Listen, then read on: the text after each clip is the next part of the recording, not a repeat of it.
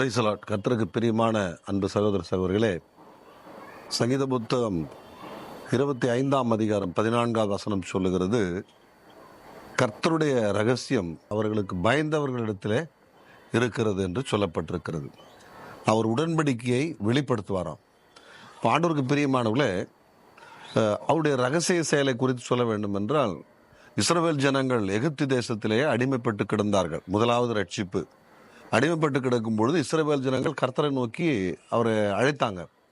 ஆண்டவரே, எங்களுக்கு இரக்கம் என்று அழைக்கும் பொழுது கர்த்தர் அவர்கள் மீது இரக்கம் வைத்து அங்கே மோசே என்ற ஒரு இரட்சகனை அனுப்பி அந்த இடத்துல அதிக அற்புத அதிசயங்களை நடத்தி அங்கிருந்து ஒரு குறையில்லாதபடி இஸ்ரவேல் ஜனங்களை அந்த அடிமைத்தன வாழ்க்கத்திலிருந்து கொண்டு வந்தார்.